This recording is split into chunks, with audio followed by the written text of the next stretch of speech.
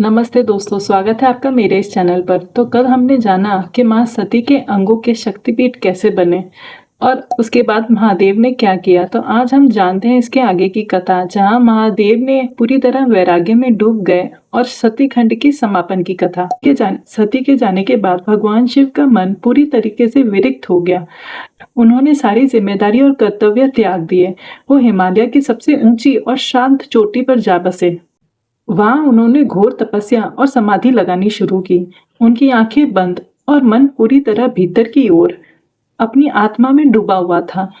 ना उन्हें सर्दी का एहसास था, ना गर्मी का, ना समय का। वो पूरी तरह ध्यान में डूबे हुए थे। ये समाधि इतनी गहरी और लंबी थी कि सालों बीत गए, फिर भी शिवजी की समाधि नहीं टूटी। कुछ समय बाद शिवजी के शरीर पर बर्फ जमनी शुरू हो गई और चारों तरफ सन्नाटा छा गया। सिर्फ उनके गण और कुछ भक्त दूर से उनकी रक्षा करते ताकि उनकी तपस्या में कोई विघ्न ना पड़े। इस दौरान सृष्टि में एक बड़ी समस्या पैदा हो रही थी। असुरों का आतंक बढ़ रहा था और देवताओं को पता था कि इसका समाधान सिर्फ शिवजी की संतान ही कर सकती है। पर शिवजी तो वैराग्य में इतने डूबे हुए थे कि उन्हें किसी विवाह या गृहस्थ जीवन की कोई इच्छा ही नहीं रही थी।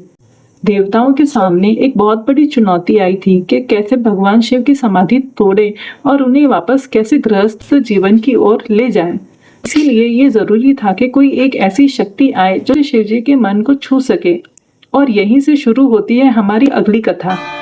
तो दोस्तों, इस कथा से हमें ये सीख मिलती है कि दुख के बाद खुद को थोड़ा समय देना जरूरी है ताकि मन फिर से शांत हो सके।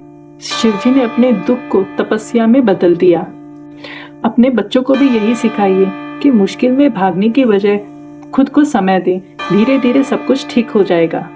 तो ये थी हिमालय में भगवान शिव के समाधि और वैराग्य की कथा। इसी के साथ सतीखंड का समापन होता है।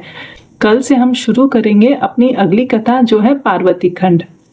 तो मेरे चैनल को लाइक और सब्सक्राइब जरूर करें, अपने परिवार के साथ शेयर जरूर करें। हर हर महादेव।